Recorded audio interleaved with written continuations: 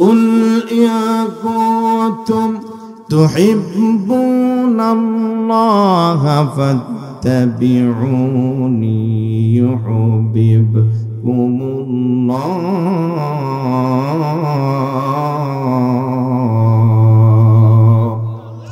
ওয়া ইয়াগফির লাকুম যুনুবাকুম ওয়াল্লাহু গফুরুর রহিম।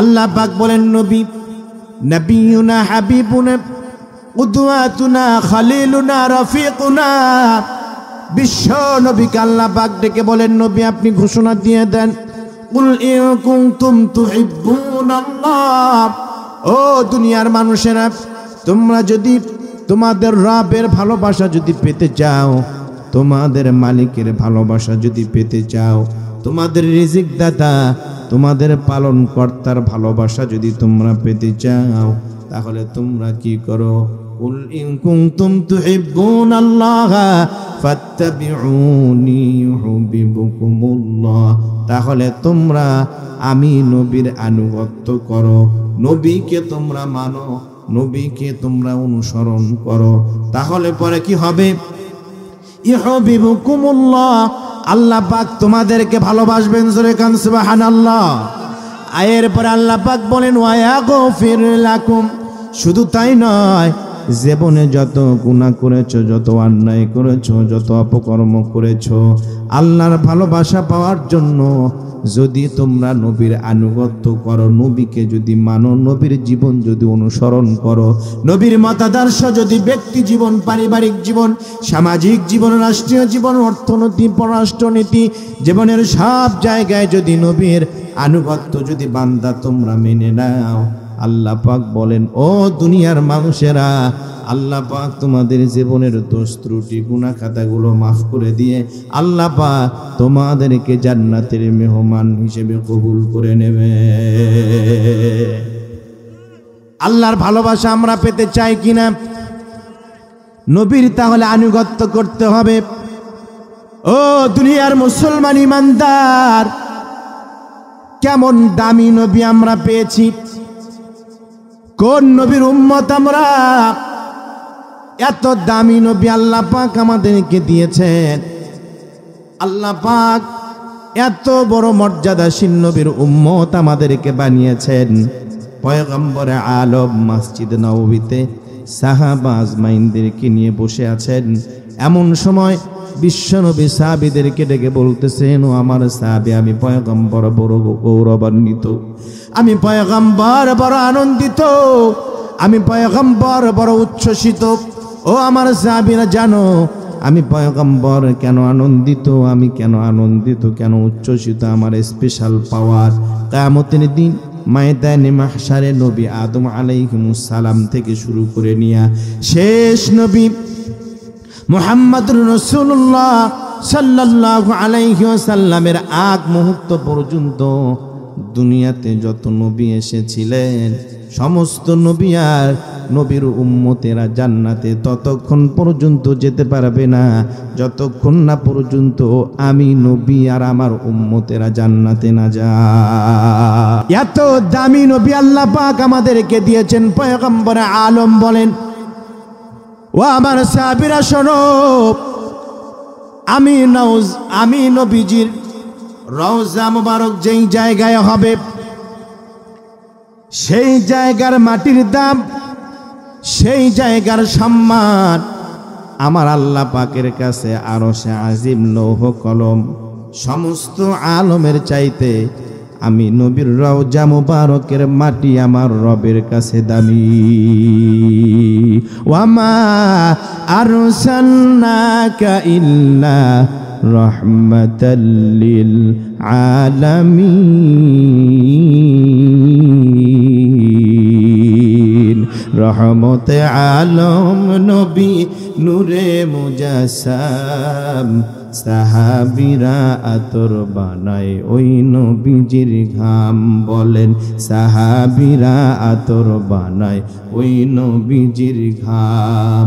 রহমতে আলম নবী নূরে মুজাসসাম সাহাবীরা আতর বানায় ওই নবীজির ঘাম সাহাবীরা আতর বানায় ওই নবীজির ঘাম চিনো মানো জানো কেমন আমার নবীজি যাহার পাগল চন্দ্র সূর্য তারকারাজি হায় হায় আরো শুনবানি সুন্দর কাহিনী জান্নাতের ওই রুমে রুমে লেখা নবীর নাম বলো না রহমতে আলম নবী নূরে মুজাসসাম সাহাবীরা আতর বানায় ওই নবীজির ঘাম বলো না সাহাবীরা আতর বানায় ওই নবীজির ঘাম জোরে বলেন মারহাবা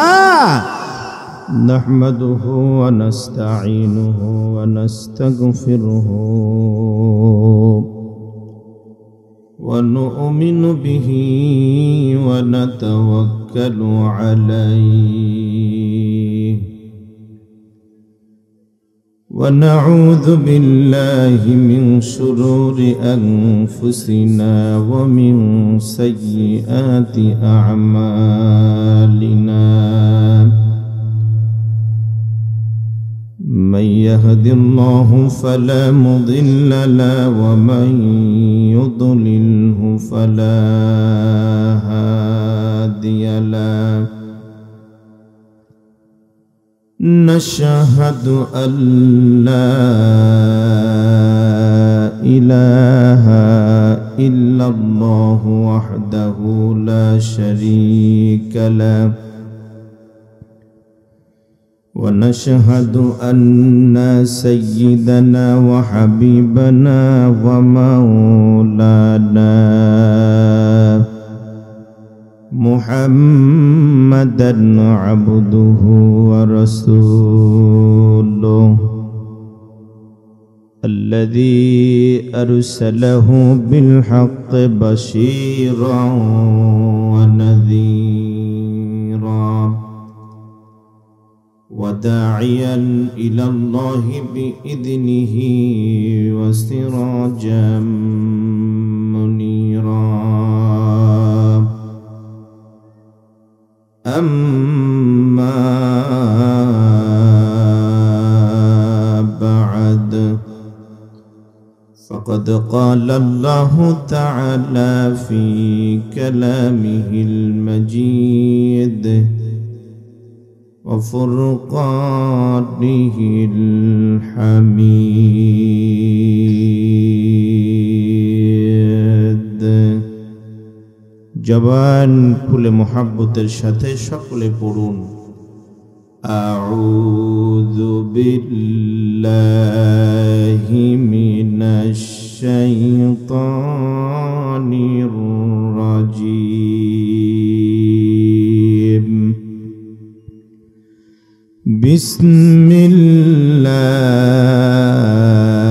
বিসমিল্লাহির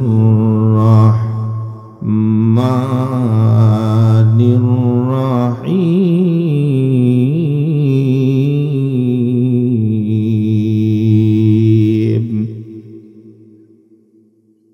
قل إن كنتم تحبون الله فاتبعوني يحببكم الله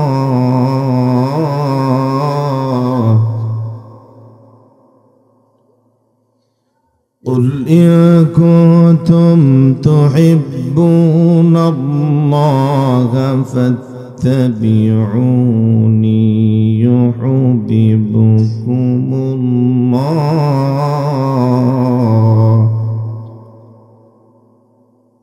فاتبعوني يحببكم الله ويغفر لكم ذنوبكم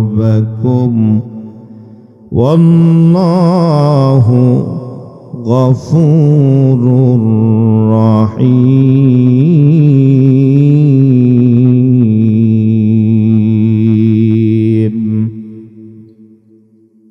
صدق الله مولانا العظيم.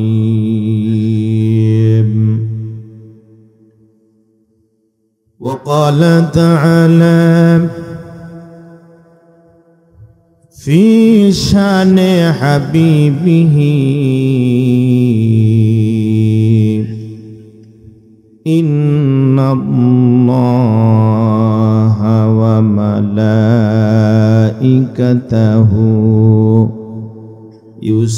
يصلون على النبي يا أيها الذين آمنوا صلوا عليه وسلموا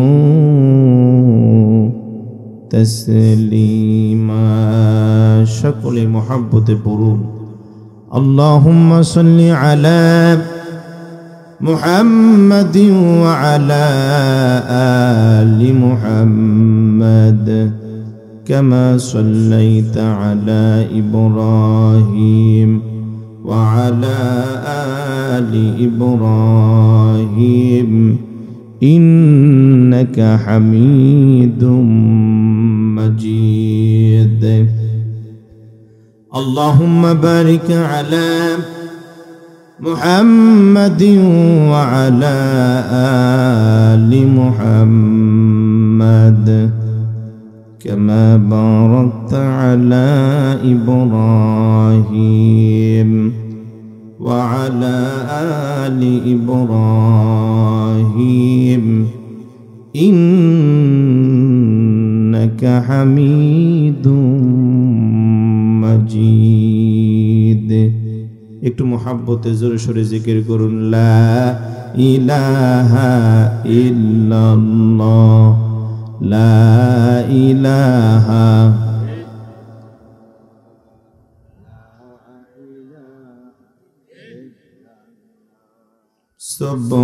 সুবহানাল্লাহ আলহামদুলিল্লাহ লা ইলাহা ইল্লাল্লাহ লা ইলাহা। জিকিরের সাথে সাথে ফাঁকা জায়গাগুলো কি পুরো করে বসা যাবে ভাই?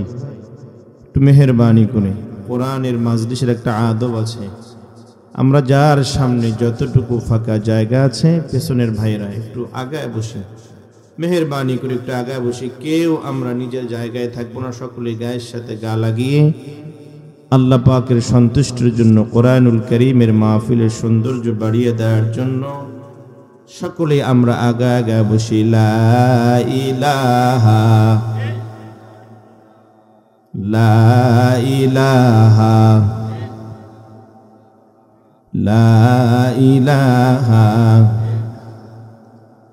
লা ইলাহা ইল্লাল্লাহু মুহাম্মাদুর রাসূলুল্লাহ। তোমার নামে গান গাহিয়া যায় মাঝি পালুরায়া, নদী ওই ছুটে চলে সাগর মোহনায়, জানি তুমি দয়ার সাগর তুমি দয়াময়, জানি তুমি দয়ার সাগর তুমি দয়াময়। তোমার নামে গান গাহিয়া যায় মাঝি পালুরায়া, নদী ওই ছুটে চলে সাগর মোহনায়, জানি তুমি দয়ার সাগর তুমি দয়াময়, জানি তুমি দয়ার সাগর তুমি দয়াময়। সূর্য ওঠে তোমার নামে আলোর ধারা নিয়ে, চন্দ্র হাসে তোমার নামে জ্যোৎস্না ছড়িয়ে, সূর্য ওঠে তোমার নামে আলোর ধারা নিয়ে, চন্দ্র হাসে তোমার নামে জ্যোৎস্না ছড়িয়ে। ওই পাপিয়া গাছের ডালে তোমারি গান গায়। জানি তুমি দয়ার সাগর, তুমি দয়াময়। জানি তুমি দয়ার সাগর, তুমি দয়াময়। তোমার নামে গান গাহিয়া যায় মাঝি পালুরায়া। নদী ওই ছুটে চলে সাগর মোহনায়। জানি তুমি দয়ার সাগর, তুমি দয়াময়।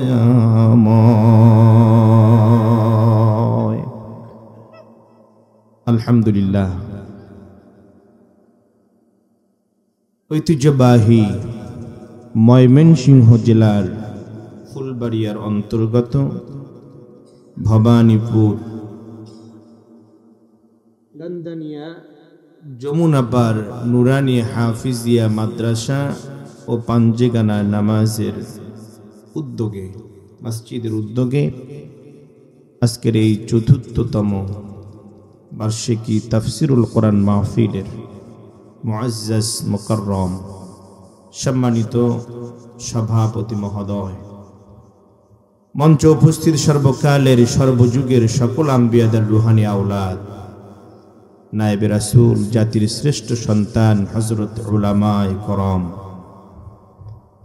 আমার সামনে উপস্থিত বিভিন্ন এলাকা থেকে আগত নওজোয়ান যুবক ভাইয়েরা,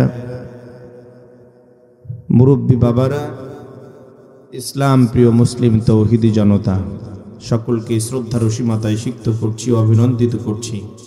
সকলে মিলে সে মহান মাহবুদের দরবারে কালিমাতুশ শুকর আদা করছি যে মহান আল্লাহ সুবহানাহু ওয়া তাআলা জনবহুল এক এলাকার মাঝ থেকে আমাদের মতো গুনাহগারদেরকে বেছে নিয়ে গভীর রাত পর্যন্ত কোরআনের এই মাহফিলে বসে থাকবার তৌফিক দান করেছেন।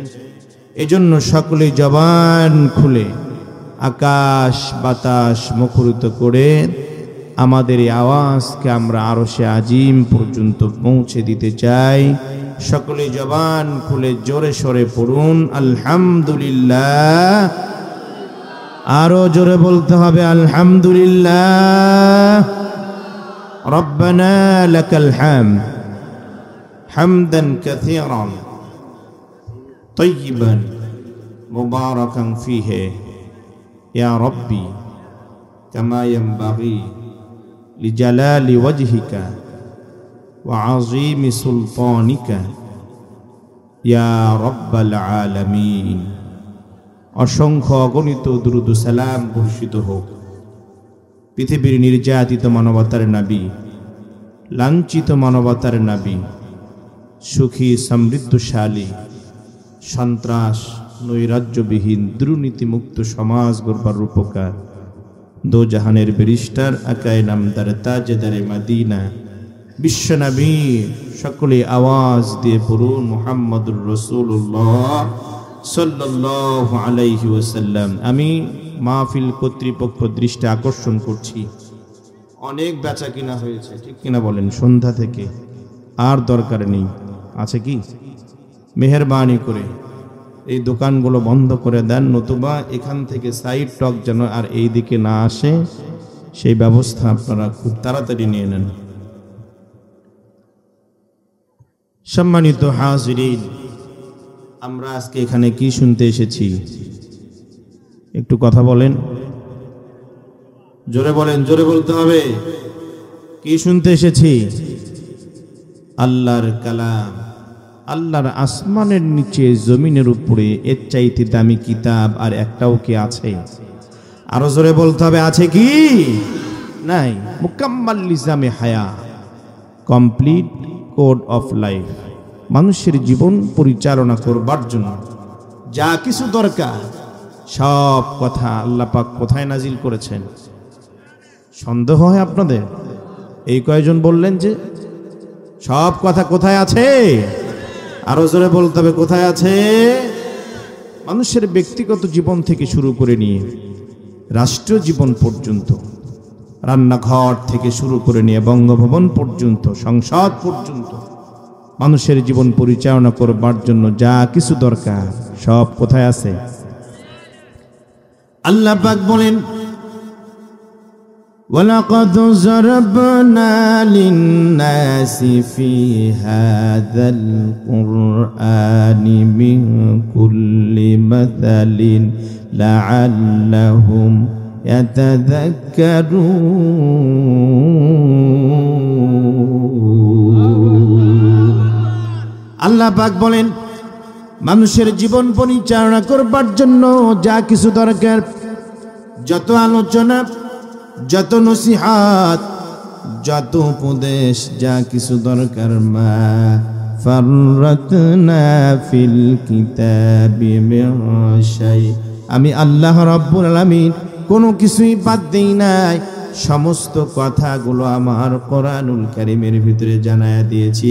একটু আওয়াজ দিয়ে বলেন তো সুবহানাল্লাহ। সব কথা কোথায় আছে? এই কোরআন যারা মানবে, আল্লাহ পাক বলেন এই কোরআনুল কারীমের কথাগুলো যারা শুনবে, আল্লাযীনা ইসতামিউনাল কওলা ফায়াত্তাবিউনা আহসানাহু উলাইকাল্লাযীনা হাদাহুমুল্লাহ।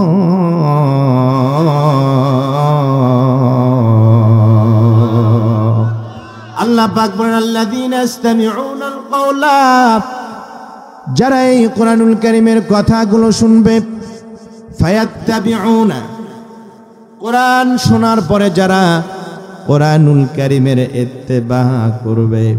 ইত্তেবা হলো আনুগত্য করা। আনুগত্য করার পরিষ্কার ভাষায় যদি বলি তাহলে হবে মানা। এক কথায় আপনার জীবনের সকল ক্ষেত্রে, ব্যবসা বলেন, বাণিজ্যে বলেন, কৃষিতে বলেন, চাকরিতে বলেন, ওঠা বসায়, চলাফেরায়, জীবনের সব জায়গায় যদি আপনি কোরআন মানেন, উলাইকাল্লাযীনা হাদাহুমুল্লাহ, আল্লাহ রাব্বুল আলামিন আপনাকে হেদায়েত দেবেন। জোরে কান সুবহানাল্লাহ।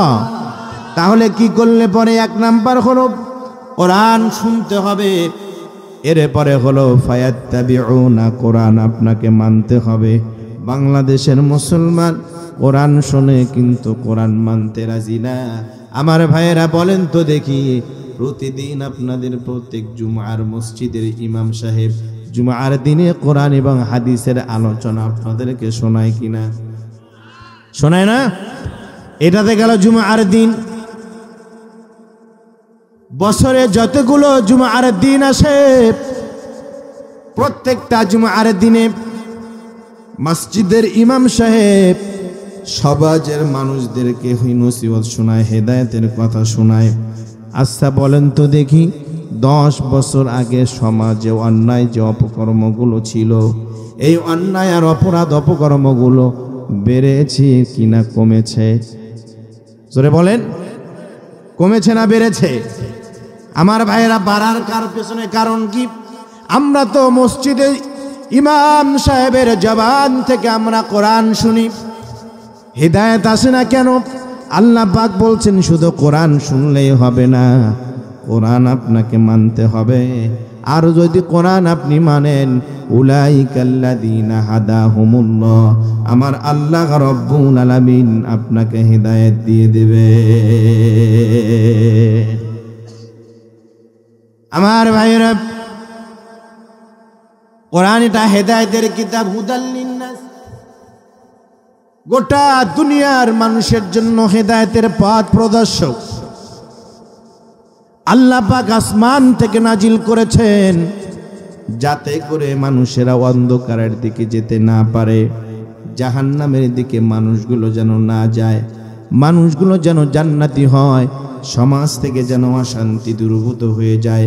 অশান্ত পৃথিবীটাকে শান্তির আবাস ভূমি করার জন্য আল্লাহ পাক আসমান থেকে নাজিল করেছেন কি? সেই কোরআন থেকে অল্প সময় ধৈর্য সহকারে মনোযোগ দিয়ে আল্লাহর কালাম শোনা যাবে না? কথা বলেন, যাবে না? জীবনের কত রাত তো আমাদের নির্ঘুম কেটে যায়, ঠিক কিনা বলেন?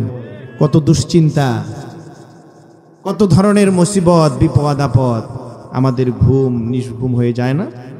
কথা বলেন তো। আজকে রাতটা যদি আমরা কোরআনের জন্য একটু সময় ব্যয় করি, আমাদের কষ্ট হবে কি? কষ্ট হবে না ইনশাআল্লাহ। চলুন দল মত নির্বিশেষে দুনিয়ার সব চিন্তাকে বাদ দিয়ে আল্লাহ পাকের দিকে মনটাকে মোতাওয়াজ্জা করে আল্লাহর কালাম শোনার জন্য আমার সাথে সকলে পড়ুন। আউযু বিল্লাহি মিনাশ শাইতানির রাজিম।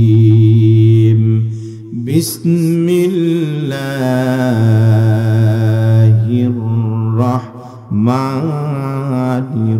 রাহিম।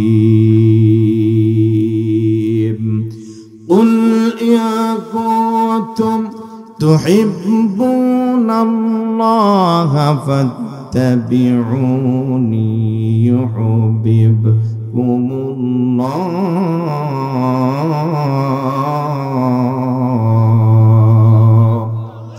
ওয়া ইয়াগফির লাকুম যুনুবাকুম ওয়াল্লাহু গফুরুর রহিম।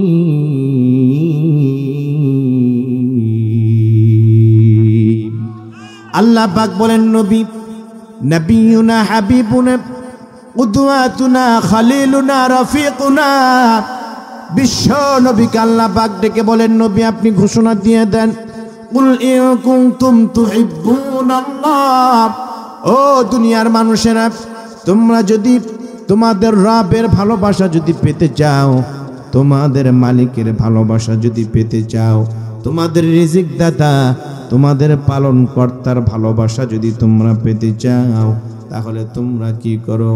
কুল ইন কুনতুম তুহিব্বুনাল্লাহ ফাত্তাবিউনি ইউহিব্বুকুমুল্লাহ, তাহলে তোমরা আমি নবীর আনুগত্য করো, নবীকে তোমরা মানো, নবীকে তোমরা অনুসরণ করো, তাহলে পরে কি হবে? ইউহিব্বুকুমুল্লাহ, আল্লাহ পাক তোমাদেরকে ভালোবাসবেন। জোরে কান সুবহানাল্লাহ।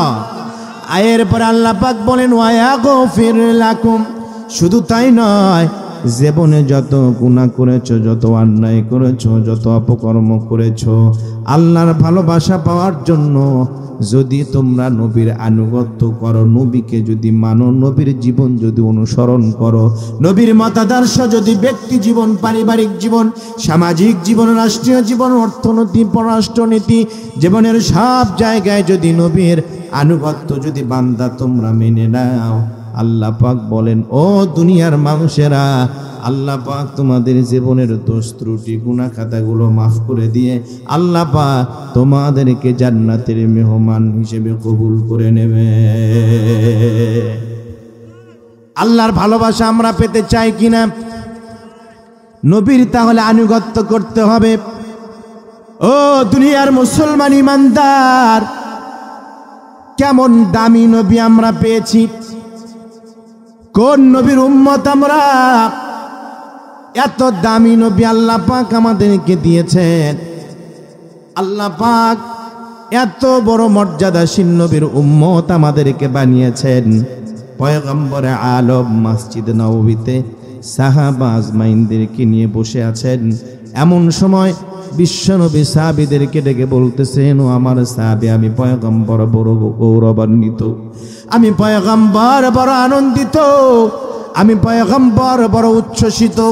ও আমার সাহাবীরা জানো আমি পয়গম্বর কেন আনন্দিত, আমি কেন আনন্দিত, কেন উচ্ছ্বসিত, আমার স্পেশাল পাওয়ার কিয়ামতের দিন ময়দানে মাহশারে নবী আদম আলাইহিস সালাম থেকে শুরু করে নিয়া শেষ নবী মুহাম্মদুর রাসূলুল্লাহ সাল্লাল্লাহু আলাইহি ওয়াসাল্লামের আগ মুহূর্ত পর্যন্ত দুনিয়াতে যত নবী এসেছিলেন, সমস্ত নবী আর নবীর উম্মতেরা জান্নাতে ততক্ষণ পর্যন্ত যেতে পারবে না যতক্ষণ না পর্যন্ত আমি নবী আর আমার উম্মতেরা জান্নাতে না যায়। এত দামি নবী আল্লাহ পাক আমাদেরকে দিয়েছেন। পয়গম্বরে আলম বলেন, ও আমার সাহাবীরা শোনো, আমি নবীজির রওজা মুবারক যেই জায়গায় হবে,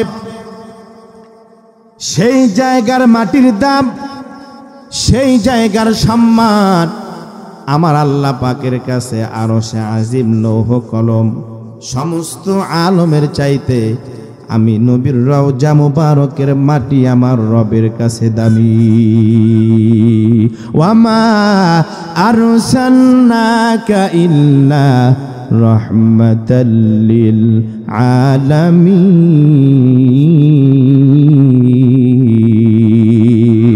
রহমতে আলম নবী নূরে মুজাসসাম, সাহাবীরা আতর বানায় ওই নবীজির ঘাম।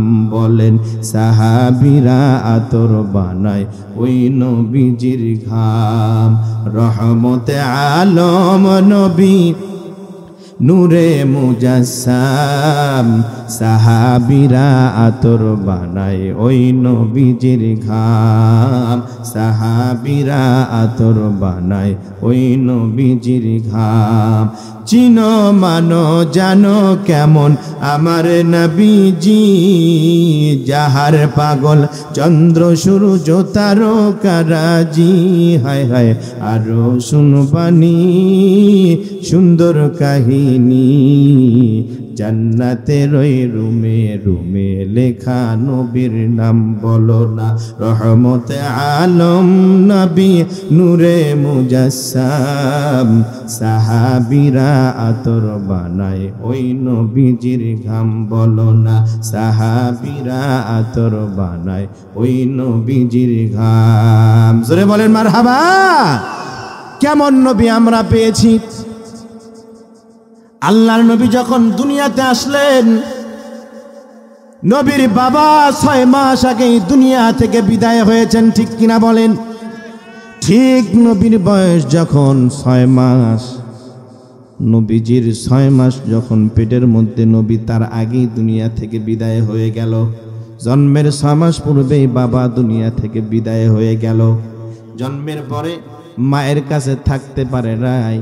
মক্কার সংস্কৃতি প্রথা অনুযায়ী ভাগ্যবতী মহিলা হালিমাতুস সাদিয়া নিয়ে গিয়েছেন, আল্লাহ নবীকে লালিত পালিত করেছেন। নবীজির বয়স যখন 6 বছর, হালিমাতুস সাদিয়া আল্লাহর নবীকে আমিনার কাছে দিয়ে গেলেন। নবীজি প্রতিদিন মক্কার ছোট্ট ছোট্ট বাচ্চাদের সাথে পাহাড়ের পাদদেশে যে খেলাধুলা করে, বিকাল গড়িয়ে সন্ধ্যা যখন হয়, নবীজি যখন বাড়িতে ফিরে আসে, একদিন হঠাৎ করে সন্ধ্যা পেরিয়ে রাত্রি ঘনিয়ে আসলো, আল্লাহর নবী বাড়িতে ফেরে না। মা আমিনা খুঁজতে খুঁজতে খুঁজতে খুঁজতে বের হয়ে খুঁজে খুঁজে ওই যে পাহাড়ের পাদদেশে মক্কার ছোট ছোট বাচ্চাদের সাথে নবীজি খেলাধুলা করেন, সেই মাঠের কোনায় নবীজি 2 হাঁটুর মাঝখানে মাথাটা গুজে দিয়ে কান্না করতেছেন। আম্মাজান মা আমিনা নবীর কাছে যে বলছেন, মুহাম্মদ সাল্লাল্লাহু আলাইহি ওয়াসাল্লাম, তুমি কেন বাড়িতে যাও না? সন্ধ্যা পেরিয়ে রাত্রি ঘনিয়ে আসলো, ও মুহাম্মদ তুমি কেন বাড়িতে যাও না? তোমার কি সহপাঠীরা তোমার সাথে দুর্ব্যবহার করেছে, খারাপ আচরণ করেছে? তোমাকে কেউ কি বকা দিয়েছে, কেউ কষ্ট দিয়েছে কি না? বিশ্বনবী জবাব দেয়, গো মা, না না, আমার বন্ধুরা আমার সাথে খারাপ ব্যবহার করে নাই, আমার বন্ধুরা আমার সাথে বকাবকি করে নাই, আমার বন্ধুরা আমার সাথে ঝগড়া করে নাই। কান্না তাহলে করতেছো কেন? বিশ্বনবী জবাব দেয়, গো মা, আমি যখন প্রতিদিন এই ময়দানে খেলাধুলা করতে আসি, আমি দেখতে পাই আমার সহপাঠী আর আমার বন্ধুদের বাবারা এসে তাদের সন্তানের নাম ধরে ডাক দেয়।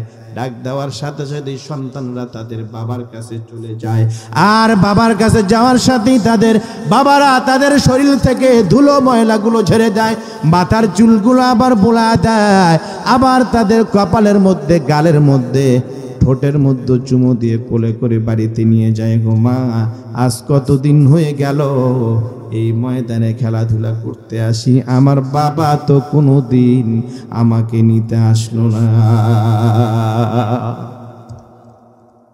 আমার বাবা কি নাই? কি জবাব দেবে আমিনা? জবাব দেওয়ার মতো কোনো ভাষা তার ছিল না। সান্ত্বনা দিয়ে বলছেন, বাবা অপেক্ষা করো, আগামীকাল আমি তোমাকে তোমার বাবার কাছে নিয়ে যাব, চলো তুমি বাড়িতে। পরের দিন সকালবেলা বিশ্ব নবীকে নিয়ে মা আমিনা চলে গেলেন আব্দুল্লাহর যেখানে সমাধি, যেখানে কবর দেওয়া হয়েছে, সেই জায়গাতে যে মা আমিনা মুহাম্মদ সাল্লাল্লাহু আলাইহি ওয়াসাল্লামকে ডেকে বলছেন, বাবা, এটাই হলো তোমার বাবার কবর। তোমার জন্মের 6 মাস আগেই তোমার বাবা দুনিয়া থেকে বিদায় হয়েছেন। বিশ্বনবীকে নিয়ে মা আমিনা আব্দুল্লাহর কবরের পাশে কিছুক্ষণ কান্নাকাটি করার পরে আব্দুল্লাহ কবর জিয়ারত করার পর বিশ্ব নবীকে নিয়ে মা আমিনা রওনা দিয়েছেন বাড়ির দিকে। রাস্তার মাঝখানে মা আমিনা বুকের মধ্যে তীব্র ব্যথা শুরু হয়ে গেল। মা আমিনা জমিনের মধ্যে শুয়ে পড়লেন। জমিনের মধ্যে শুয়ে পড়ার সাথে সাথে মা আমিনা আমার আল্লাহ পাকের ডাকা সাড়া দিয়ে দুনিয়া থেকে বিদায় হয়ে চলে গেলেন। শিশু মুহাম্মদ সাল্লাল্লাহু আলাইহি ওয়াসাল্লাম মায়ের বুকের কাছে নিজের কানটা লাগা দিয়ে বারবার মাকে ডেকে বলে, গো মা, জন্মের 6 মাস আগে আমার বাবা দুনিয়া থেকে বিদায় হয়েছেন। তোমার কাছে আবদার করেছিলাম বাবাকে দেখবো বলে, কিন্তু বাবাকে তো দেখাতে পারো নাই, চিরদিনের জন্য চোখ দুটো বন্ধ করেছো গো মা। ও মা, তুমিও নাই, বাবাও নাই, আমাকে কে দেখবে গো মা? চোখ দুটো খোলো, আমি আমার বাবাকে আর দেখতে চাই না। কিন্তু মা আমিনা কি কথা বলবে? দুনিয়া থেকে বিদায় হয়েছেন। শিশু মুহাম্মাদের মা নাই, বাবা নাই, আপনজন বলতে কেউ নাই, ভাইও নাই, বোনও নাই, তিন নবী। এরপরে নবীজিকে দাদা আব্দুল মুত্তালিব লালিত পালিত করেন। বাবা নাই, মা নাই, বাদশাহী নবী, সাইয়্যিদুল মুরসালিন নবী, যাকে সৃষ্টি না করলে দুনিয়াটাই আল্লাহ পাকের কাছে অনর্থক হয়ে যেত। ঠিক কিনা বলেন? এমন নবী আমরা পেয়েছি গো দুনিয়ার মুসলমান। লক্ষ্য করুন, ভালো করে কানটা লাগায় শুনে নেন। এইবার বিশ্ব নবী আব্দুল মুত্তালিবের কাছে লালিত পালিত হয়। দাদার নাতির সম্পর্ক কিন্তু খুব মধুর হয়। ঠিক কিনা বলেন? ছেলের সাথে সম্পর্ক খারাপ, বৌমার সাথে সম্পর্ক খারাপ, মেয়ের সাথে সম্পর্ক খারাপ, কিন্তু নাতির জন্য দাদা আর নানা জীবনটা দিতে প্রস্তুত। ঠিক কিনা বলেন? প্রতিদিন রাতের বেলা বিশ্ব নবীকে আব্দুল মুত্তালিব গল্প শুনিয়ে শুনিয়ে ঘুমায়া দেয়। একদিন রাতের বেলা বিশ্ব নবীকে আব্দুল মুত্তালিব গল্প শোনায় দেয়। নবীজি ঘুমায় না, কিন্তু আব্দুল মুত্তালিবের চোখে ঘুম চলে আসে। ঘুমের কারণে আব্দুল মুত্তালিবের চোখের পাতা দুটো বন্ধ হয়ে আসে, আর নবীজি আব্দুল মুত্তালিবের পাতা দুটো টেনে ধরেন যাতে বন্ধ করতে না পারে। আব্দুল মুত্তালিব বিরক্ত হয়ে গিয়েছেন, ঘুমাও না কেন? আমার ঘুম আসে, আমার চোখের পাতাগুলো তুমি টেনে ধরো, কারণটা কি? আল্লাহর নবী জবাব দেয়, গো দাদা, বাবাকে জীবনে কোনোদিন দেখি নাই। মায়ের কাছে আবদার করেছিলাম দাদাকে দেখবো বলে, কিন্তু আমার মা আমার বাবাকে দেখাতে পারে নাই গো দাদা। বরঞ্চ বাবাকে দেখাতে নিয়ে গিয়ে আমার মা চিরদিনের জন্য চোখটা বন্ধ করেছে। আমার বাবা নাই, মা নাই, তুমি ছাড়া আপন বলতে কেউ নাই। আমার ভয় হয় তুমি যদি চোখের পাতা দুটো বন্ধ করো, না জানি তুমিও আমাকে ছেড়ে চলে যাও। দাদা রাগান্বিত হয়ে গেলেন। পরের দিন সকালবেলা থেকে বিশ্ব নবীকে আর কোথাও খুঁজে পাওয়া যায় না। একদিন, 2 দিন, 3 দিন অতিক্রান্ত হয়ে গেল, বিশ্ব নবীকে কোথাও খুঁজে পাওয়া যায় না। 3 দিন পরে দাদা আব্দুল মুত্তালিব চোখের পানি ছেড়ে দিয়ে মক্কার মানুষদের দ্বারা দ্বারে যায়, বলে আমার নাতি মুহাম্মদ কোথায়? বাবা নাই, মা নাই, ইতিম নবীকে কোথাও খুঁজে পাওয়া যায় না। ও মক্কার লোকেরা, কে আছো গো, কে আছো গো, আমার নাতিকে খুঁজে বের করে দিতে পারবে? 100 লাল উষ্টিরে তাকে পুরস্কার দেওয়া হবে। ও ময়মনসিংহের মুসলমান ভাইরা, কোন নবীর আলোচনা করতেছি, মনোযোগ দিয়ে শোনেন। এমন রজনী আর জীবনে নাও আসতে পারে। আজকের মাহফিলটাই হয়ে যেতে পারে আমাদের জীবনের শেষ মাহফিল। ঠিক কিনা বলেন? যেই নবীর আলোচনা করছি, কেমন দামি নবী আমরা পেয়েছি, কেমন মায়ার নবী পেয়েছি, কেমন রহমতের নবী পেয়েছি। লক্ষ্য করুন, 3 দিন হয়ে যায় নবীকে কোথাও খুঁজে পাওয়া যায় না। আব্দুল মুত্তালিব ঘোষণা দিয়ে দিলেন, ও মক্কার লোকেরা, কে আছো, কে আছো, আমার নাতি মুহাম্মদকে তোমরা খুঁজে বের করে দাও, 100 লাল উষ্টির পুরস্কার দেব। মানুষেরা তন্ন তন্ন হয়ে খোঁজে। আবু জেহেল পাহাড়ের পাদদেশে গিয়েছেন, পাহাড়ের উপরে গিয়েছেন শিকার করার জন্য, হরিণ শিকার করার জন্য। হরিণ শিকার করতে যে আবু জেহেল খেয়াল করে দেখে পাহাড়ের কোনো একটা জায়গা থেকে গুনগুন গুনগুন করে কান্নার আওয়াজ শোনা যায়। কান্নার আওয়াজটা খেয়াল করে আবু জেহেল ওই গুহার দিকে আগাতে লাগলেন।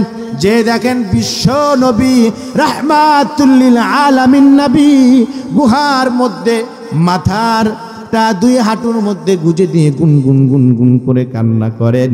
আবু জেহেল ডাক দিয়ে বলে, বেটা এখানে কান্না করো কেন, বের হয়ে আসো। তোমার দাদা 3 দিন থেকে খায় না, পানিও মুখে দেয় না, তোমার জন্য অস্থির হয়ে পড়ে আছে। চলো তোমাকে তোমার বাড়িতে পৌঁছায় দে, তোমার দাদার কাছে তোমাকে পৌঁছায় দে। কান্না করতেছো কেন বুঝতে পেরেছি, কয়েকদিন থেকে ঘর থেকে বের হয়েছো, ক্ষুধা লেগেছে। ঠিক আছে, ক্ষুধার যন্ত্রণায় আর তোমাকে কান্না করতে হবে না। আমার এই ব্যাগের মধ্যে শুকনা খাবার আছে, মুড়ি আছে, চিরা আছে, জব আছে, এগুলো তুমি খেয়ে নিতে পারবা।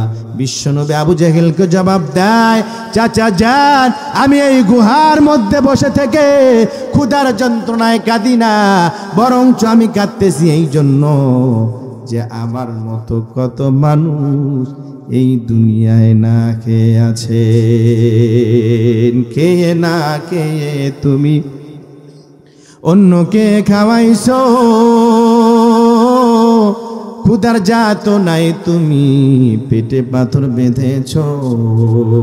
তোমায় বলেছে ওরা পাগল, তুমি যে মদিনারি বুলবুল।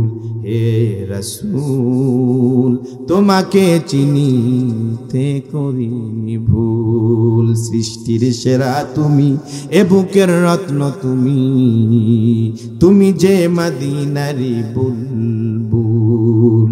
হে রাসূল তোমাকে চিনিতে করিনি ভুল। উহুদের ময়দানে কত রক্ত ঝরেছো, নিজে না খেয়ে তুমি অন্যকে খাওয়াইছো। তোমায় বলেছে ওরা পাগল, তুমি যে মদিনারি বুলবুল। হে রাসূল তোমাকে চিনিতে করিনি ভুল। লিল্লাহি তাকবীর। বিরক্ত হচ্ছেন আপনারা? নবীর আলোচনা শুনতে খারাপ লাগে? কি নবী আমরা পেয়েছি, কি দামি নবী আমরা পেয়েছি। আমার ভাইয়েরা, কি নবী আমরা পেয়েছি। ইমাম মালিককে জিজ্ঞেস করা হয়,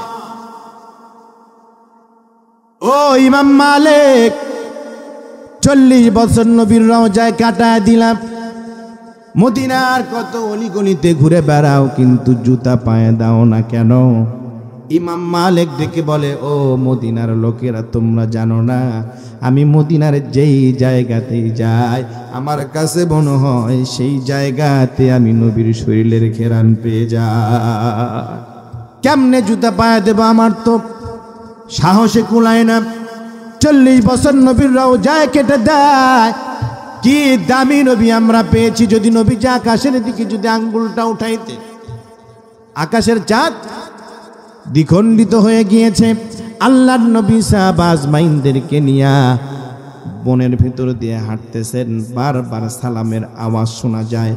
সাহাবীরা ডেকে বলেন, পয়গম্বর, এই বনের মধ্যে মানুষের আলাপচারিতা নেই, কিন্তু বারবার সালামের আওয়াজ শোনা যায়। ও পয়গম্বর, কেন সালামের আওয়াজ শোনা যায় একটু বলেন তো দেখি। আল্লাহ নবী ডেকে বলেন, ও আমার সাহাবীরা শোনো, আমি নবী শুধু মানুষের নবী নই, আমি হলাম গোটা দুনিয়ার সমস্ত মাখলুকাতের নবী। আমি নবীর আগমনের জন্য জঙ্গলের হরিণগুলো আমার সালাম জানায়, জঙ্গলের পশু প্রাণীরা আমার আমাকে সালাম জানায়। আমি শুধু মানুষের নবী নই, আমি হলাম তামাম পৃথিবীর সমস্ত মাখলুকতের নবী। আল্লাহু আকবার। আমার ভাইয়েরা, আল্লাহর নবী আস্তে আস্তে বড় হতে লাগলেন। সমাজ সংস্কার করার জন্য বিশ্ব নবী নিজের চিন্তার মতাদর্শ দিয়ে মক্কার কিশোরদেরকে নিয়ে একটা সংগঠন তৈরি করলেন, হিলফুল ফুজুল সংগঠন।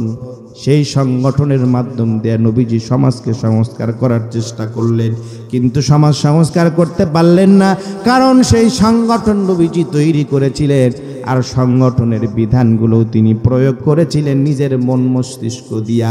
এর মাধ্যম দিয়ে প্রমাণিত হয়ে যায় মানুষের তৈরি করা কোনো আইন দিয়ে সমাজে শান্তি আসতে পারে না। মানুষের তৈরি করা আইন দিয়া সমাজে কোনোদিন বিপ্লব ঘটতে পারে না, কারণ এই পৃথিবীতে কত মানুষ বিপ্লব ঘটানোর চেষ্টা করেছে, অশান্তি দূর করার চেষ্টা করেছে, নিজের মন মস্তিষ্ক দিয়া সমাজ সংস্কার করার চেষ্টা করেছে, তারা পারে নাই। লেনিন মরে গেল, পচে গেল, তার নেতৃত্ব শেষ হয়ে গেল। কার্ল মার্কস মরে গেল, পচে গেল, তার নেতৃত্ব শেষ হয়ে গেল। ভারতের গান্ধী মরে গেল, পচে গেল, নেতৃত্ব শেষ হয়ে গেল। সাউথ আফ্রিকার ম্যান্ডেলা মরে গেল, পচে গেল, তার নেতৃত্ব শেষ হয়ে গেল। বাংলাদেশে শেখ মুজিব মরে গেল, পচে গেল, নেতৃত্ব শেষ হয়ে গেল। জিয়াউর রহমান মরে গেল, পচে গেল, নেতৃত্ব শেষ হয়ে গেল। এরশাদ চাচা মারা গেল, পচে গেল, নেতৃত্ব শেষ হয়ে গেল। কিন্তু এই পৃথিবীতে সূর্য যতদিন উঠবে আর ডুববে, আমার আপনার নবীর নেতৃত্ব কোনোদিন শেষ হবে না। ঠিক কিনা বলেন? সেই নেতৃত্ব মানলে পরে সমাজে আসবে শান্তি আর কামিয়াব। আমার ভাইয়েরা, 40 বছর বয়সে নবীজি নবুয়ত প্রাপ্ত হয়েছেন, ইতিহাস আমরা জানি। নবুয়ত প্রাপ্তির আগে মক্কার মানুষেরা এমন কোন মানুষ নাই যেই মানুষগুলো আল্লাহ নবীকে ভালোবাসতো না। এত বেশি নবীকে ভালোবাসতো, নবীকে ভালোবেসে তারা আল আমিন উপাধি দিয়েছে, আমানতদারি, বিশ্বস্ত একজন মানুষ। কিন্তু এই মানুষটা নবুয়ত প্রাপ্ত হওয়ার পরে যখন কালেমার দাওয়াত যখন মানুষদের কাছে দেয়, ও মক্কার লোকেরা, আর তোমাদের বাপ দাদার ধর্ম মানা যাবে না, এক আল্লাহর গোলামির জন্য নিজেদেরকে প্রস্তুত করো, কালেমা পড়ে মুসলমান হয়ে যাও। এই কালেমার দাওয়াত দেওয়ার কারণে কোনো অপরাধ নবীর ছিল না। কালেমার দাওয়াত দেওয়ার দাওয়াতের কারণে ওই মক্কার মানুষদের সবচাইতে ভালোবাসার মানুষটা মুহূর্তের মধ্যে শত্রুতে পরিণত হয়ে গেল। ঠিক কিনা বলেন? অপরাধটা কি? কালেমা দাওয়াত দেওয়া। ঠিক কিনা বলেন? এত বিশ্বাস মক্কার লোকেরা নবীকে করত, এরপরেও নবীর কালেমা তারা মানতে চায় নাই। একদিন আল্লাহর নবী মক্কার মানুষদেরকে একটা পাহাড়ের পাদদেশে ডাকলেন, আর ডেকে ডেকে বলতেছেন, ও মক্কার মানুষেরা, আমি যদি তোমাদেরকে এখন বলি যে এই পাহাড়ের ওই পারে কিছু শত্রু দল আছে, কিছুক্ষণ পরে তোমাদেরকে আক্রমণ করবে, বলো তো দেখি তোমরা আমার এই কথাটাকে বিশ্বাস করো? মক্কার লোকেরা বলতেছে, মুহাম্মদ, তুমি যদি এই কথাটা যদি বলো তাহলে আমরা দ্বিধাহীন চিত্তে বিশ্বাস করে নেব। আল্লাহ নবী বলতেছেন, শোনো, যদি তোমরা আমাকে এতটাই বিশ্বাস করে থাকো, আমি তোমাদেরকে দাওয়াত দিতেছি, লা ইলাহা ইল্লাল্লাহু মুহাম্মাদুর রাসূলুল্লাহ। এই কালেমা যদি তোমরা গ্রহণ না করো, এই কালেমার পদে যদি তোমরা না আসো, আল্লাহ পাক তোমাদেরকে গজব দিয়ে জমিন থেকে তোমাদেরকে ধ্বংস করে দেবেন। এই মজমার মধ্যে নবীজির চাচা আবু জেহেলও ছিল। আল্লাহ নবীর এই কথা শোনার পরে নবীজিকে ডেকে বলতেছেন, তাব্বাল্লাকা আলী হাযা জামাতানা, ও নবী মুহাম্মদ, তুমি কি আমাদেরকে এই জন্য এখানে ডেকেছো? যদি এই জন্য ডেকে থাকো তাহলে তুমি ধ্বংস হয়ে যাও। আল্লাহ পাক বলেন, আবু লাহাব বলেছিল আমার নবী ধ্বংস হয়ে যায়, আর আমি আল্লাহ তাআলা তাব্বাত ইয়াদা আবি লাহাবিন ওয়া তাব, আমি আবু জেহেলের দুই হাত তাকে আল্লাহ ধ্বংস করে দিয়েছি। কালেমার দাওয়াত দেওয়ার কারণে নবীজি সবচাইতে বড় শত্রু হয়ে গেল, ঠিক কিনা বলেন?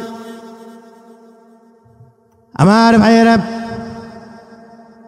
আল্লাহর নবী এইবার মানুষদেরকে কালেমার দাওয়াত দেয়। কেউ গোপনে ইসলাম কবুল করে, আবার কেউ প্রকাশ্যে নবীজির শত্রুতা করে, ঠিক কিনা বলেন? আল্লাহর নবীর সবচাইতে কাছের মানুষ ছিলেন হযরতে সিদ্দিক আকবর, আবু বকর রাদিয়াল্লাহু তাআলা আনহু। আল্লাহর নবী মানুষদেরকে কালেমার দাওয়াত দেয়, সঙ্গী হলেন আবু বকর। আবু বকরকে নিয়ে একদিন নবীজি বের হয়েছেন কালেমার দাওয়াত দেওয়ার জন্য। কালেমার দাওয়াত দিতে দিতে নবীজি ক্লান্ত হয়ে পড়েছেন। আমার ভাইরা, নবীজি খুবই ক্লান্ত হয়ে পড়ে এক গ্লাস পানি আবু বকরের কাছে খাইতে চায়। আল্লাহর নবীকে আবু বকর ডেকে বলে, পয়গম্বর, আমরা এমন একটা জায়গায় চলে এসেছি, এই জায়গায় পানি পাওয়ার কোনো উপায় নাই। আমার ভাইয়েরা, মরুভূমির ভিতরে দূরে কিন্তু বালু চিকচিক করে, মনে হয় যে ওই জায়গায় পানি আছে, ঠিক কিনা বলেন? বিজ্ঞানীদের ভাষায় এটা হলো মরিচিকা। দূরে ওই জায়গায় যে দেখে না ওখানে পানি নাই। এইভাবে কিছুক্ষণ ঘোরাফেরা করতে করতে আবু বকর কোথাও পানি পায় না। এইবার কিছু দূর হেঁটে যাওয়ার পরে দেখে ছোট্ট একটা বালক, এই বালক কিছু মেষ চড়ায়, ছাগল চড়াইতেছে। এই ছাগলের বেশ যায় চড়ায়। এই ছোট্ট বালকের কাছে যে আবু বকর ডাক দিয়ে বলতেছে, ও বালক, ওই যে লোকটাকে দেখতে পাও, উনি খুব পিপাসার্থ, তোমার কাছে এমন কোন মেষ কি আছে যেই মেষটা দুধ দিতে পারে? একটু দুধ দহন করে আমাদেরকে দাও।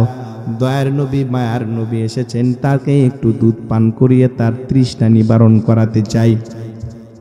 বালকটা ডেকে বলে, কি কথা বললেন আপনি? দয়ার নবী, মায়ার নবী মানে যিনি কালেমার দাওয়াত দেয়, আব্দুল্লাহর বেটা মুহাম্মদ। বলে, হ্যাঁ, তুমি কি তার নাম শুনেছো? বলো, অনেক দিন শুনেছি। আমার দিলটাও চায় আমি নবীজির দরবারে যাই, নবীজিকে দেখি, নবীজির সাথে আমি বসি, কিন্তু আমি আমার মালিকের মেষ চড়ানোর কারণে আমি সময় পাই না, নবীজির দরবারে যাওয়ার আমার সুযোগ হয় না। কিন্তু আজকে নবীজিকে এত কাছে পাওয়ার পরেও আমার এখানে অনেকগুলি মেষ আছে, এই মেষ থেকে আমি দুধ দহন করে চাইলে পরেই নবীকে দিতে পারি, কিন্তু না, আমি নবীকে এটা দিতে পারবো না, কারণ এই মেষগুলোর মালিক তো আমি নই, আমার একজন মালিক আছেন, তার অনুমতি ব্যতীত আমি নবীকে কাছে পেয়েও নবীকে দুধ খাওয়ানোর ক্ষমতা আমার না। আবু বকর যে আল্লাহর নবীকে বলতেছেন, নবী, বালকের কাছে দুধ চেয়েছি, সেটা এমন কথা আমাকে বলে দেয়। আল্লাহর নবী মুস্কি মুস্কি হাসে আর দোয়া করে দেয়, আল্লাহ, যে বালকটা ইসলাম কবুল করতে চায়, তোমার নবীর সাহায্য চায়, তাকে তুমি ইসলামের জন্য কবুল করে নাও। কিছুদিন পরে এই বালকটা আল্লাহর নবীর কাছে আসলেন।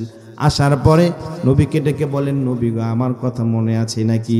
ওই যে আপনার সাহাবী আবু বকরকে নিয়ে গিয়েছিলেন, আমার কাছে একটু দুধ চেয়েছিলেন, আমি দিতে পারি নাই, দীর্ঘ সময় অপেক্ষা করেছি, আজকে আমার মালির কাছ থেকে মুক্ত হয়ে ও নবী আপনার কাছে এসেছি কালেমা পড়ে মুসলমান হওয়ার জন্য, আমাকে কালেমা পড়ে মুসলমান বানায়া দেন। আল্লাহর নবী তাকে কালেমা পড়ে মুসলমান বানায়া দিলেন, আর তার নাম রেখে দিলেন আব্দুল্লাহ ইবনে মাসউদ রাদিয়াল্লাহু তাআলা আনহু। এমন দামি সাহাবী হয়ে গেল। আমার ভাইয়েরা, সাহাবীদের মধ্যে 4 জন সাহাবী ছিলেন সবচাইতে বেশি জ্ঞানী মুফাসসির। এই 4 জন সাহাবীদের মধ্যে একজন হলেন হযরত আলী, একজন হলেন ইবনে আব্বাস, আর একজন হলেন আম্মা জান আয়েশা, আর একজন হলেন আব্দুল্লাহ ইবনে মাসউদ রাদিয়াল্লাহু তাআলা আনহু। চিৎকার দিয়ে বলেন সুবহানাল্লাহ। এইবার আল্লাহর নবী কিছুদিন আল্লাহর নবীজির দরবারে থাকে, সাহাবীদের সঙ্গে মিশে যায়। হঠাৎ একদিন আল্লাহর নবীর কাছে হযরতে জিবরিল আমিন এসেছেন সূরা রহমান নিয়ে। কি সূরা নিয়ে? জোরে বলেন। সূরা রহমান নিয়ে জিবরিল আমিন হাজির হয়ে গেছেন আল্লাহর নবীর কাছে।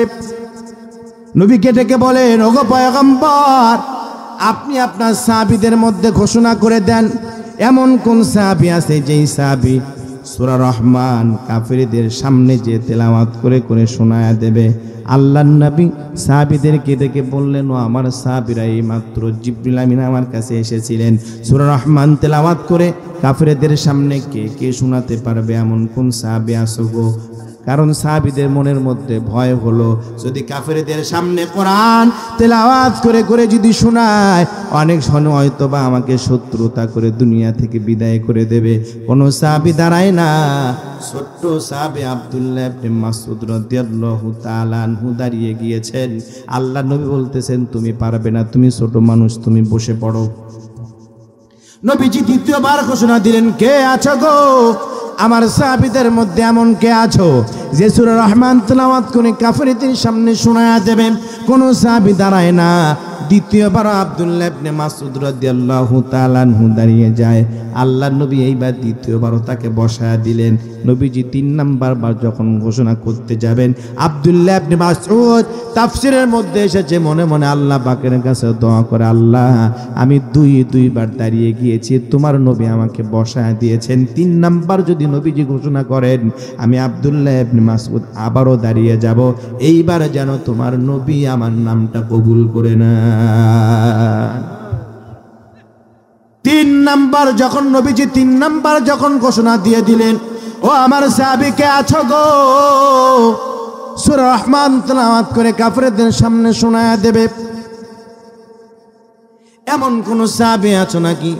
এইবার নবীজির কথা শোনার সাথে সাথে আব্দুল্লাহ ইবনে মাসউদ দাঁড়িয়ে যায়। আর নবীজি দাঁড়িয়ে যাওয়ার সাথে সাথে আব্দুল্লাহ ইবনে মাসউদকে এইবার কবুল করে নেন। আব্দুল্লাহ ইবনে মাসউদ এইবার প্রস্তুত নিয়ে আল্লাহর নবীর দরবার থেকে বিদায় নিয়ে চলে যাবে। কাফেরদের সামনে সূরা রহমান তেলাওয়াত করে শোনায়া দেবে। নবীর দরবার থেকে যখন আব্দুল্লাহ ইবনে মাসউদ যখন বিদায় নিতে চলে যায়, চোখের পানি ছেড়ে দিয়ে আব্দুল্লাহ ইবনে মাসউদ কান্না করেন। আল্লাহর নবী ডেকে বলতেছেন, মাসউদ কান্না করো কেন? কি ব্যাপার, কেন কান্না করতেছো? কাফেরদের সামনে সূরা রহমান তেলাওয়াত করে দিতে কি ভয় পাও নাকি? আল্লাহর নবীকে আব্দুল্লাহ ইবনে মাসউদ ডেকে বলেন, গো পয়গম্বর, না না, আমি কাফেরদের সামনে সূরা রহমান তেলাওয়াত করতে ভয় পাই না। আমি কাফেরদের সামনে যে সূরা রহমান তেলাওয়াত করে শোনায়া দেব, হয়ে যেতে পারে এটাই আমার জীবনের শেষ দিন, কারণ কাফন বেঈমানেরা শত্রুতা পোষণ করে আমাকে মারতে পারে, হত্যা করতে পারে। আমি আব্দুল্লাহ ইবনে মাসউদ দুনিয়া থেকে বিদায় নিয়ে চলে যাব।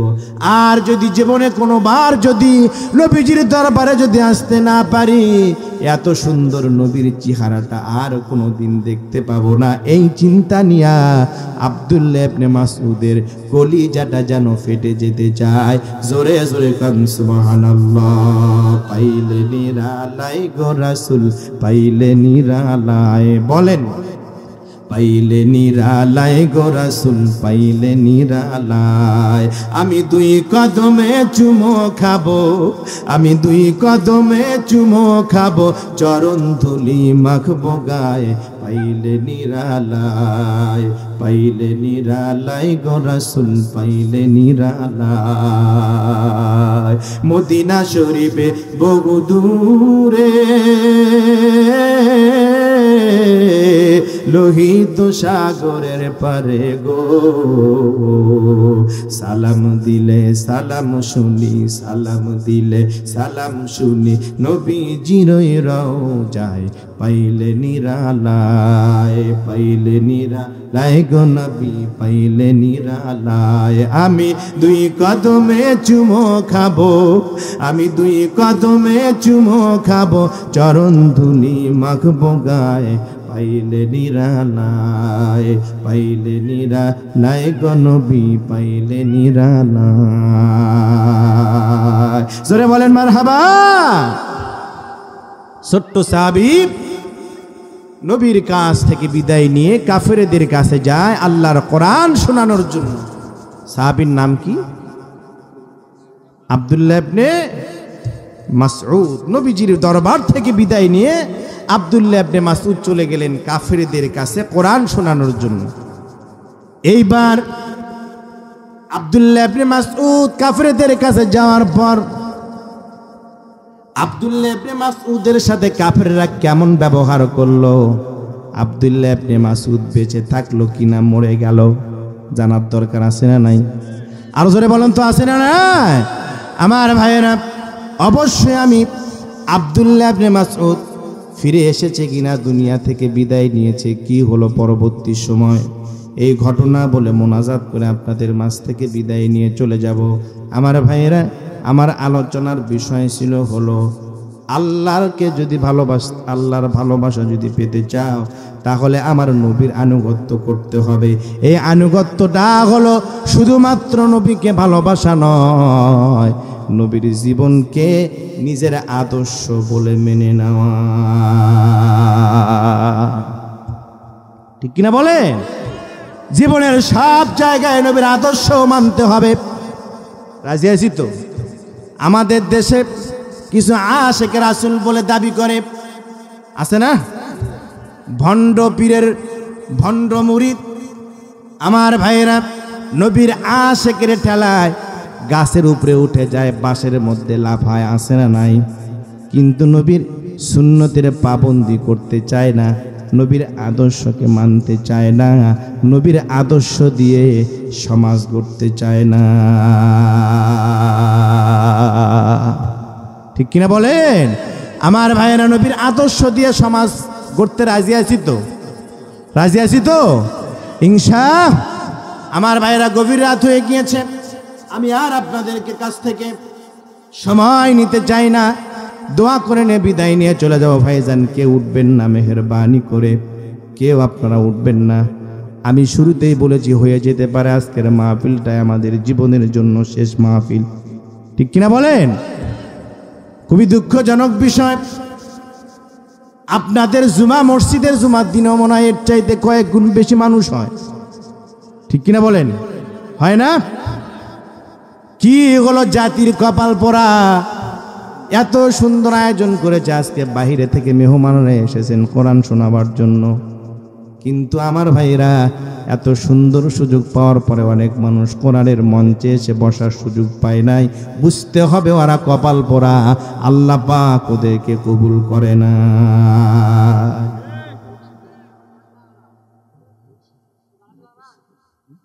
শুধুমাত্র কেবলমাত্র এই মানুষগুলোই আল্লাহর কোরআনের জন্য সময় দিতে পারে, কোরআনের মাজলিসে বসতে পারে। ঠিক কিনা বলেন? কারণ হলো আল্লাহর নবীর বাড়ির পাশে ছিল আবু জেহেলের বাড়ি। কপালে ইসলাম জোটে নাই, জুটেছে কি? কিন্তু রোম থেকে এসেছেন সোয়াইব, আফ্রিকার শত শত মাইল দূরে থেকে এসেছেন বিলাল। আল্লাহ পাক তাদেরকে কবুল করেছেন বিধায় ইসলামের সুশীতল ছায়াতলে তারা আসতে পেরেছে। আর এত মর্যাদাশীল আল্লাহ পাক তাদেরকে বানিয়ে দিয়েছেন। মসজিদ নববীর ইমাম হলেন নবী, আর সেই মসজিদ নববীর মুয়াজ্জিন হলো বেলাল। বলতেছিলাম ভাইজান, নবীর মুহাব্বত, নবীর ভালোবাসায় সাহাবীরা পর্যন্ত আকাতরে জীবন দিয়েছেন। ঠিক কিনা বলেন? কেউ বাড়ি ছাড়া হয়েছেন, কেউ ঘর ছাড়া হয়েছেন, আবার কেউ পঙ্গুত্ব বরণ করেছেন, কেউ জীবন দিয়েছেন। সব ত্যাগ করে আল্লাহর নবীর জন্য সাহাবীরা এমনভাবে নবীজিকে ভালোবেসেছেন, সাহাবীরা এমনভাবে আমার নবীজিকে ভালোবেসেছেন, যার কারণে আল্লাহ পাক সাহাবীদের উপর আয়াত নাজিল করে জানিয়ে দিয়েছেন, রাদিয়াল্লাহু আনহুম ওয়া রাদু আন। আল্লাহ পাক সাহাবীদের প্রতি রাজি আর খুশি হয়ে গেছেন। ঠিক কিনা বলেন? আমার ভাইয়েরা, এই জন্য দুনিয়াতে দেখবেন অনেক মানুষ রাসূলের কথা শুনলে পরে, নবীর জীবনের ইতিহাস শুনলে পরে চোখের ভিতরে পানি নিয়ে আসে, কান্না করে। আমার ভাইয়েরা, চোখের পানি ফেলা রাসূলকে ভালোবাসা, এটার নাম শুধু ভালোবাসা নয়। এক কথায় আপনার জীবন থেকে মৃত্যু পর্যন্ত সকল জায়গায় নবীজির সুন্নতের পাবন্দি আপনাকে করতে হবে। কথা বলেন ঠিক কিনা?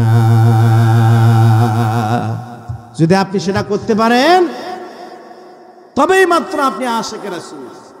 ঠিক কিনা বলেন? আর তবে কেবলমাত্র আপনি কিয়ামতের দিন রাসূলের শাফাআত পাওয়ার যোগ্য হবেন। কিন্তু যারা রাসূলের কথা শুনে কান্দে, কিন্তু রাসূলের আদর্শ তারা মানতে চায় না, রাসূলের কথা শুনে, নবীজির কথা শুনে সবাই কান্দে, কিন্তু নবীর সমাজ গড়ার কাজে যত দ্বন্দ্ব মনে বাঁধে। আছে না নাই? আমার ভাইরা বলতেছিলাম ওই যে আব্দুল্লাহ ইবনে মাসউদের ঘটনা মনে আছে নাকি? আমার ভাইরা আব্দুল্লাহ ইবনে মাসউদ এবার আল্লাহর নবীর কাছ থেকে বিদায় নিয়ে কাফেরদের সামনে যে কোরআনুল কারীমের সূরা রহমান তেলাওয়াত করে, আর রহমান পড়েন, আর রহমান আল্লামাল কুরআন খালাকাল ইনসানা আল্লামাহুল বায়ান আশ-শামসু ওয়াল কমারু বিহুসবান النجم والشجر يسجدان والسماء رفعها ووضع الميزان ألا تطغوا في الميزان وأقيموا الوزن بالقسط ولا تخسروا الميزان والأرض وضعها للأنام فيها فاكهة والنخل ذات الأكمام فبأي آلاء ربكما تكذبان। আমার ভাইয়েরা, কাফেরদের কাছে যে আল্লাহর নবীর সাহাবী আব্দুল্লাহ ইবনে মাসউদ এই তেলাওয়াত করে করে কাফেরদেরকে শোনায় দেয়, একজন আর দুইজন আর তিনজন নয়, 10 জন 20 জন 50 জন 100 জন পর্যন্ত 100 জন পর্যন্ত কাফের বেঈমানেরা আল্লাহর নবীর সাহাবী আব্দুল্লাহ ইবনে মাসউদের কাছ থেকে কোরআন তেলাওয়াত শুনেছে। কিন্তু কোরআন তেলাওয়াত শুনেছে তারা, কিন্তু তারা কোরআনুল কারীমের প্রতি ঈমান আনে নাই। কিন্তু লোকজন এর এই ভিড় দেখে আবু জেহেলের সহ্য হয় নাই। আমার ভাইয়েরা, আবু জেহেল যে আব্দুল্লাহ ইবনে মাসউদকে বলছে কোরআন তেলাওয়াত বন্ধ কর, কে থেকে মানুষের সামনে কোরআন তেলাওয়াত করতে বলেছে? আব্দুল্লাহ ইবনে মাসউদ কোরআন তেলাওয়াত বন্ধ করে না। একবার, দুইবার, তিনবার অতিক্রান্ত হয়ে যাওয়ার পরে আবু জেহেল এবার রাগ করে এমন জোরে একটা থাপ্পড় আব্দুল্লাহ ইবনে মাসউদের গলা কানের মধ্যে বসায় দিয়েছেন। সাথে সাথে কানের তালু ফেটে গিয়ে ফিনকি দিয়ে রক্ত পড়া শুরু করে দিল। আব্দুল্লাহ ইবনে মাসউদ তেলাওয়াত বন্ধ করে দিয়ে নবীর দরবারে চলে আসলেন, কান্না করে করে ডেকে বলেন, পয়গম্বর, সূরা রহমান যখন আমি কাফেরদের সামনে শোনায় দিতেছিলাম, একজন আর দুইজন 10 জন 20 জন নয়, অনেকগুলি কাফের আমার কোরআন তেলাওয়াত করে শুনতেছিল। আবু জেহেলের সহ্য হয় নাই, আমাকে আঘাত করে থাপ্পড় দিয়েছে, কানটা ফেটে গিয়েছে গো নবী। নবীজি কান্না করলেন, আহারে ছোট্ট সাহাবীকে এভাবে আঘাত করেছে। আমার ভাইরা, এইবার আল্লাহর নবী নিজের থুতু মুবারক আব্দুল্লাহ ইবনে মাসউদের কানের মধ্যে লাগা দিলেন, আর সাথে সাথে কানটা ভালো হয়ে গেল। শুধু ভালোই হয়ে যায় না, আগের চেয়ে কয়েক গুণ পরিমাণ তার শ্রুতি শক্তি বেড়ে গেল। জোরে জোরে বলেন তোমার হাওয়া। আমার ভাইয়েরা, এইবার আস্তে আস্তে ইসলামের সোনালী যুগ যখন চলে আসলো, বদরের প্রান্তরে যখন মুসলমানদের সাথে যখন কাফেরদের যখন যুদ্ধ লেগে গেল, দুইজন ছোট্ট ছোট্ট ছোট সাহাবে আল্লাহ নবীর কাছ থেকে অনুমতি নিয়া বারবার নবীকে ডেকে বলেন, নবী গো, মক্কাতে যখন আপনি দ্বীনের দাওয়াত দিতেছিলেন, আমরা শুনতে পেয়েছি সবচাইতে বেশি কষ্ট আপনাকে আবু জেহেল দিয়েছে। আজকে আমরা দুই ভাই মুআজ আর মুআজ আবু জেহেলকে বদরের প্রান্তরে আমরা দুনিয়া থেকে বিদায় করে দিতে চাই। আমার ভাইয়েরা, ছোট্ট দুই ভাই বদরের প্রান্তরে চলে যায়, আর মানুষদেরকে জিজ্ঞেস করে, আমরা আবু জেহেলকে দেখতে চাই, কোথায় আবু জেহেল? একজন সাহাবী বলে, ওই যে দেখতেছো উটের পিঠে বসে যুদ্ধ করতেছে, ওটাই হলো আবু জেহেল। আমার ভাইয়েরা, ছোট্ট দুই ভাই মুআজ আর মুআজ এক মুহূর্ত দেরি করে নাই, সাথে সাথে চলে গিয়েছে আবু জেহেলেরকে আমার ভাইয়েরা উট থেকে নামিয়ে বুকের মধ্যে লাথি দিয়ে জমিনের ভিতরে শোয়া দিয়া ইচ্ছা মতো পিটাইতে থাকে। এমন সময় আব্দুল্লাহ ইবনে মাসউদ তাকায়া দেখে আবু জেহেলকে মুআজ আর মুআজ জমিনের ভিতরে ফালায়া দেয়, ইচ্ছা মতো পেটায়। আব্দুল্লাহ ইবনে মাসউদ কাল ক্ষেপণ দেরি না করে দৌড় দিয়ে চলে গিয়ে আবু জেহেলের বুকের মধ্যে বসে স্মরণ করে দেয়, আবু জেহেল মনে আছে নাকি তোমার, আমি যখন কোরআনুল কারীমের তেলাওয়াত যখন কাফিরদের সামনে শোনায় দিয়েছিলাম তোমার সহ্য হয় নাই, আমাকে তুমি আঘাত করেছো, কানের পর্দাটা আমার ফেটে গিয়েছিল, সেই দিনের ইতিহাস আমি আব্দুল্লাহ ইবনে মাসউদ ভুলে যাই না, আজকে আর তোমাকে আমি ছেড়ে দিতেছি না। মাজার মুআজ যখন জমিনের মধ্যে শোয়া দিয়েছে, আব্দুল্লাহ ইবনে মাসউদ আবু জেহেলের বুকের মধ্যে তরবারি ঢুকিয়ে দিয়ে আবু জেহেলকে দুনিয়া থেকে বিদায় করে দিয়েছে। আমার ভাইয়েরা, এই তো ছিল সাহাবীদের জীবন আদর্শ। আল্লাহর নবীর জন্য জীবন দিয়েছেন, রক্ত দিয়েছেন, শহীদ হয়েছেন, বাড়ি ছাড়া হয়েছেন, ঘর ছাড়া হয়েছেন, বাবার সাথে সম্পর্ক নাই, মায়ের সাথে সম্পর্ক নাই, ভাইয়ের সাথে সম্পর্ক নাই, বোনের সাথে সম্পর্ক নাই, সমাজের থেকে বিচ্ছিন্ন হয়ে গিয়েছেন, খানা পাই নাই, ভালো পরিবেশ পাই নাই, ভালো কাপড়ও পাই নাই, মসজিদ নববীর একটা পাশে রাত দিন পর্যন্ত ঘুমিয়ে পড়েছেন। ইসলামের জন্য এই ত্যাগ করার কারণেই আল্লাহ পাক রাসূল বলেছেন, আসহাবুকান নুজুম, আমার সাহাবীরা হলো একজন আকাশের তারকা নয়। দুনিয়ার মানুষেরা যদি আমার সাহাবীকে যদি অনুসরণ করে, আল্লাহ রাব্বুল আলামিন একজন সাহাবীকে অনুসরণ করার বদৌলতে দুনিয়ার সব মানুষ হেদায়েত পেয়ে যাবে। জোরে জোরে বলেন তো সুবহানাল্লাহ, একটু জিকির করেন লা ইলাহা ইল্লাল্লাহ, লা ইলাহা, জোরে লা ইলাহা ইল্লাল্লাহ, লা ইলাহা, লা ইলাহা ইল্লাল্লাহ, লা ইলাহা, লা ইলাহা ইল্লাল্লাহ মুহাম্মাদুর রাসূলুল্লাহ। জোরে জোরে পড়েন তো সাল্লাল্লাহু আলাইহি ওয়াসাল্লাম। আমার ভাইরা, রাত অনেক গভীর হয়ে গিয়েছে, এখনই দোয়া হয়ে যাবে।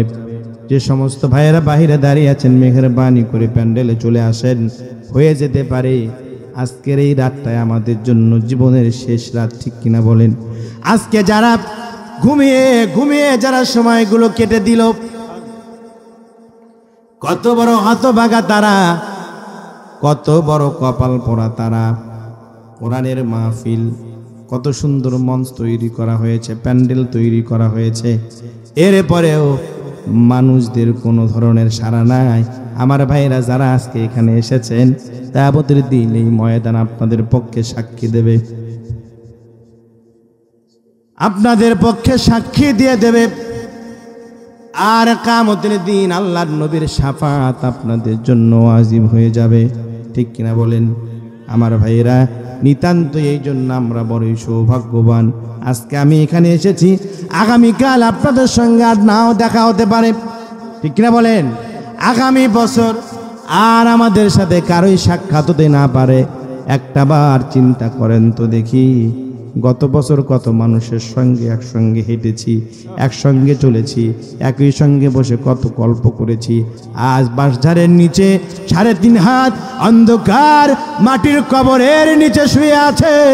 দুনিয়ার কোনো মানুষ তার খোঁজ নিতে চায় না, আত্মীয় স্বজন সব তাদেরকে ভুলে গিয়েছে। মনে রাখবেন মুসলমান, আপনার জন্য দুনিয়ার কিন্তু কোনো কাজ বসে থাকবে না, ঠিক কিনা বলেন? আপনার মৃত্যুর পরে আপনার লাশটাকে আপনার কত আপনজন কেউ আপনাকে নিতে চাইবে না। মৃত্যু হয়ে যাবে, সকালে হয়ে গেলে জোহরের মধ্যে জানাজা দেওয়ার জন্য সবাই ব্যস্ত হয়ে পড়বে। কেউ বলবে না আমার অমুক বন্ধু আর একটা দিন তাকে দুনিয়াতে রাখো, কেউ বলবে না, বারবার বলবে। লাশটা পচে গিয়ে গন্ধ বের হয়ে যাবে, তাড়াতাড়ি কবর দিয়ে দাও, ঠিক কিনা বলেন? এই জন্য আমার ভাইয়েরা, দুনিয়া থেকে বিদায় হয়ে যাওয়ার আগেই আমাদেরকে কবরের সামান নিয়ে যেতে হবে, কারণ সব দিকেই তো মৃত্যুর হাহাকার মিছিল চলতেছে। কোন সময় যেন আমারও ডাক মালাকুল মাউত মৃত্যুর চিঠি নিয়ে হাজির হয়ে যায়।